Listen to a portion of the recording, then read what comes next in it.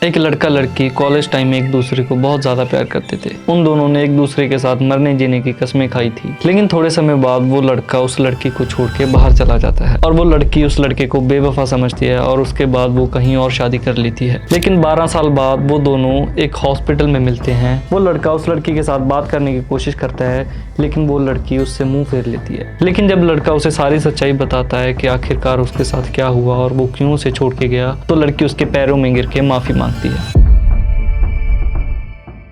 वक्त का पहिया कब कहां किस मोड़ पे लाके खड़ा कर दे ये कोई नहीं जानता। और आज 12 साल बाद कबीर वापस इंडिया आया था। शहर बदल चुका था, लेकिन हवा में घुली पुरानी यादें आज भी वैसी ही थी। कबीर अपनी गाड़ी में बैठा ख्यालों के गहरे समुद्र में डूबा हुआ था। लेकिन तभी अचानक एक दिल दहला देने वाली चीख ने सन्नाटे को छीन लिया। कबीर ने घबराहट में पूरी ताकत से ब्रेक मारा तो कबीर देखता है कि छोटी सी बच्ची खून से लथपथ सड़क के ऊपर पड़ी थी और उस बच्ची के घर का नौकर पागलों की तरह चीख रहा था। कबीर तेज रफ्तार से दौड़ा और उसने बच्ची को अपनी बाहों में उठाया और उसके बाद वो उसे हॉस्पिटल लेके गया। उसका दिल तेजी से धड़क रहा था। वो उसके मन में सिर्फ एक ही बात आ रही थी कि कहीं इस बच्ची को कुछ हो ना जाए। तो जैसे ही कबीर उसे लेके हॉस्पिटल पहुंचता है तो डॉक्टर बच्ची को ऑपरेशन थिएटर ले जाते हैं और कबीर हॉस्पिटल के कॉरिडोर में चक्कर काट रहा था। उसका मन काफी अशांत था। उसके मन में सिर्फ एक ही ख्याल आ रहा था कि इन बच्ची को कुछ हो ना जाए। तो अचानक से पीछे से जोर जोर से रोने की आवाज आती है और वो आवाज जैसे ही कबीर के कानों में पड़ती है वो सोचता है कि ये आवाज कहीं जानी पहचानी है।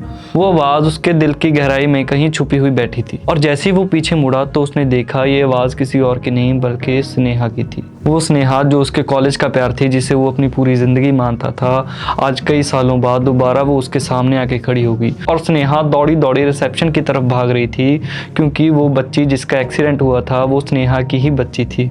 और जैसे ही वो कबीर को देखती है वो वहीं पे सुन्न पड़ जाती है। और दूसरी तरफ कबीर के भी पैर लड़खड़ाने लगते हैं क्योंकि इतने सालों बाद अचानक से स्नेहा उसके सामने आ खड़ी हुई थी और उस एक पल में जैसे उन दोनों की दुनिया ठहर गई हो। स्नेहा की आंखों में हैरानी थी और उसके दिल में दफन हुआ कई सालों का गुस्सा भी था। स्नेहा को इस हालत में देख के कबीर की आंखों के सामने 12 साल पहले उसका अतीत किसी फिल्म की तरह उसकी आंखों के सामने चल पड़ा। तो ये कहानी है 12 साल पहले की, जब कबीर एक कॉलेज स्टूडेंट हुआ करता था। कबीर का मकसद सिर्फ पढ़ाई ही था। वो या तो सिर्फ कॉलेज के क्लासरूम में दिखता था और या फिर कॉलेज की लाइब्रेरी में दिखता था। और फिर एक दिन उस लाइब्रेरी के शांत माहौल में आई स्नेहा जो कि हवा के एक तेज झोंके की तरह थी। और उस दिन स्नेहा को किसी असाइनमेंट के लिए किताब चाहिए थी और वो किताब कबीर पढ़ रहा था। तो स्नेहा ने बिना किसी झिझक के कबीर को बुलाया और जैसे ही कबीर ने स्नेहा की तरफ देखा तो मानो उसे पहली नज़र में उसके साथ प्यार हो गया हो। और वहीं से शुरू होती है उनकी दोस्ती और फिर शुरू होती है उनके प्यार की कहानी। लाइब्रेरी की वो आखिरी टेबल उन दोनों का अड्डा बन चुकी थी। कबीर जो कि हमेशा अपनी पढ़ाई में मगन रहता था और अब वो सारा टाइम अपना स्नेहा को देने लग गया था। कबीर उसके पढ़ाई में भी साथ देता और घंटों तक उसे नोट समझाता रहता। लेकिन स्नेहा का ध्यान किताबों में अब कहाँ था। वो तो बस कबीर के ख्यालों में ही खोई रहती और उसे सामने बैठ के निहारती रहती। और जब कभी कबीर को लगता कि ये मेरी बात सुन भी रही है या नहीं, तो वो उसे पूछता कि तुम मेरी बात सुन भी रही हो। तो स्नेहा बोलती है कि मैं तुम्हारी आवाज़ सुन रही हूँ, मेरे लिए यही काफ़ी है। और उन दोनों का दूसरा ठिकाना होता था कॉलेज की कैंटीन। वो दोनों अक्सर उस कैंटीन में जाते। हालांकि कबीर को बाहर का खाना बिल्कुल पसंद नहीं था और ये बात स्नेहा को भी पता थी, लेकिन वो जानबूझकर समोसे ऑर्डर करती और ज़बरदस्ती उसे खिलाती और उन दोनों की ऐसी मीठी मीठी नोकझोंक चलती रहती। तो कबीर और स्नेहा दोनों एक ही कप में चाय पीते और स्नेहा उसे बोलती कि किताबें तो हम सारी ज़िंदगी पढ़ सकते हैं, लेकिन ये जो पल हम अब साथ बिता रहे हैं, हम दोनों साथ में बैठे हैं, बातें कर रहे हैं, ये पल दोबारा नहीं आ सकते। तो कबीर कभी उसे अपनी बाइक पे घुमाने लेके जाता और वो शहर की गलियों में घूमते और कभी वो कहीं पार्क में जाके बैठे रहते और खूब सारी बातें करते। लेकिन किस्मत को शायद कुछ और ही मंजूर था। एक रात कबीर स्नेहा को छोड़ के दूसरे देश चला जाता है। स्नेहा उसे बहुत ढूंढती, रोती कुरलाती, वो उसे फ़ोन लगाती, लेकिन उसका फ़ोन भी स्विच ऑफ आ रहा था। स्नेहा को कबीर का कोई भी अता पता नहीं था। लेकिन आज फिर 12 साल बाद स्नेहा को वक्त ने कबीर के सामने लाके खड़ा कर दिया था और वो दोनों इस हालत में मिलेंगे ये बात उन दोनों को भी नहीं पता थी। तो कबीर ने हिम्मत जुटाई और स्नेहा की तरफ कदम बढ़ाए और जैसे ही वो उससे बात करने लगा तो स्नेहा ने उससे मुंह फेर लिया और स्नेहा ने कबीर को ऐसे नज़रअंदाज किया मानो वो उसे जानती ही ना हो। वो मुड़ी और सीधे ऑपरेशन थिएटर के दरवाजे के पास जाके खड़ी हो गई और अपनी बच्ची के लिए जोर जोर से रोने लगी। तो ये देख के कबीर का दिल बिल्कुल ही टूट गया। वो सोच रहा था कि जो लड़की मुझे इतना प्यार करती थी वो आज मेरी शक्ल देखना भी पसंद नहीं करती। कबीर कोने में जाके चुपचाप एक बेंच पे बैठ गया और वहाँ पे बैठा अपने आंसुओं को बहाने लग गया। लेकिन कबीर को स्नेहा की ये खामोशी बिल्कुल हजम नहीं हो रही थी।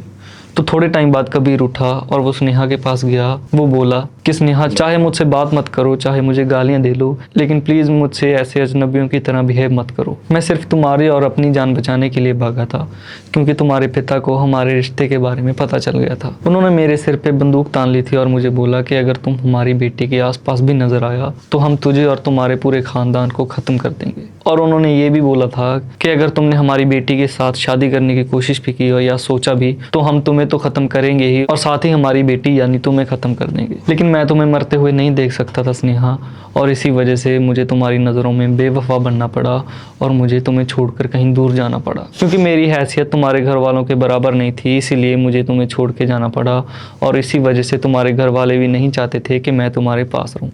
लेकिन जब मैं थोड़ा कामयाब हुआ और मैं अपने पैरों पे खड़ा हुआ तो मैंने दोबारा से तुम्हें कांटेक्ट करने की कोशिश की, लेकिन उस समय मुझे तुम्हारा कोई अता पता नहीं चला। और ये सुन के स्नेहा के पैरों तले ज़मीन खिसक गई और वो कबीर के सीने के साथ लिपट कर रोने लगी। वो आदमी जिसे वो बेवफा समझ रही थी, वो उसके लिए ढाल बन के खड़ा हुआ था। हालांकि उसने स्नेहा की खुशी के लिए अपनी खुशी को कुर्बान कर दिया। वो उससे दूर जाके कहीं और रहने लगा। तो जब दोनों का मन थोड़ा हल्का हुआ तो दोनों बातें करने लगे। तो बातों बातों में स्नेहा कबीर को उसकी पत्नी के बारे में पूछती है। तो कबीर बताता है कि उसने तो उसके जाने के बाद शादी ही नहीं की, क्योंकि वो सोचता था कि जिस दिल में स्नेहा रहती है उस दिल में वो किसी और को कैसे जगह दे सकता था। और ये बात सुन के स्नेहा के मन में कबीर के लिए प्यार और भी ज़्यादा बढ़ जाता है। तो उसके बाद कबीर ने पूछा कि तुम्हारा पति कहाँ पे है, वो हॉस्पिटल क्यों नहीं आया। तो ये बात सुन के स्नेहा की आंखों में अंधेरा छा गया। उसकी आंखें और भी ज्यादा नम हो गई और वो रोते रोते कबीर को अपनी कहानी सुनाती है। वो बताती है कि मेरे घर वालों ने जबरदस्ती मेरी शादी किसी अमीर घराने में कर दी। उन्होंने लड़के की जमीन जायदाद तो देख ली, उन्होंने ये देख लिया कि लड़का अच्छा कमाता है, लेकिन उन्होंने ये नहीं देखा कि लड़का कैसा है। तो जब मैं शादी करके उस घर में गई तो मुझे पता चला कि वो लड़का नशे करता है, वो दिन रात ड्रग्स लेता है, दारू पीता है, और उसका पति नशे करने के बाद उसे जानवरों की तरह पीटता है। और एक रात ओवरडोज की वजह से मेरे पति की मौत हो गई और अब इस दुनिया में मैं और मेरी बेटी हम दोनों ही हैं। मैं बिल्कुल अकेली हूँ कबीर। और ये बात सुन के कबीर की आंखों में आंसुओं का सैलाब आ उठा। तो उसके बाद वो दोनों हॉस्पिटल से बाहर निकलते हैं और कबीर स्नेहा को अपनी गाड़ी में बिठाता है और वो बच्ची को लेके उसके घर की तरफ निकल पड़ता है। और कबीर जाते जाते रास्ते में स्नेहा का हाथ पकड़ता है और वो उसे बोलता है कि मेरी वजह से तुमने बहुत सारे दर्द देखे हैं, बहुत सारा दुख सहन किया है, लेकिन मैं नहीं चाहता कि तुम अब और ज़्यादा दुख देखो। शायद किस्मत ने हमें दोबारा मिलाने के लिए यही सारा खेल रचा हो। तुम्हारा और मेरा मिलना एक इत्तेफाक नहीं हो सकता। मैं नहीं चाहता कि अब तुम और दुख देखो। और ये सारी बातें बोल के कबीर स्नेहा को वापस उसकी ज़िंदगी में आने के लिए पूछता है। कबीर बोलता है कि मैं तुम्हें अपनाने के लिए तैयार हूँ और मैं इस बच्ची को भी एक पिता की तरह पालूंगा। और कबीर स्नेहा को शादी के लिए पूछता है। स्नेहा के मन में भी कबीर के लिए भी प्यार था। वो जानती थी कि वो उसे कभी दुख नहीं देगा। वो सोच रही थी कि जो आदमी मेरे लिए 12 साल मेरे से दूर रह सकता है, वो आदमी मेरे लिए कुछ भी कर सकता है। और उसके बाद वो दोनों शादी कर लेते हैं। और शादी के बाद कबीर स्नेहा को अपने साथ ले जाता है और वहाँ जाके वो दोनों अपनी ज़िंदगी काफ़ी अच्छे से व्यतीत करते हैं। तो कैसी लगी आपको ये कहानी, कमेंट करके ज़रूर बताना। और अगर आपके पास भी कोई ऐसी कहानी या फिर किस्सा है तो हमारे साथ ज़रूर शेयर करें, ताकि हम अपने चैनल के ज़रिए लोगों तक पहुँचा सकें। धन्यवाद।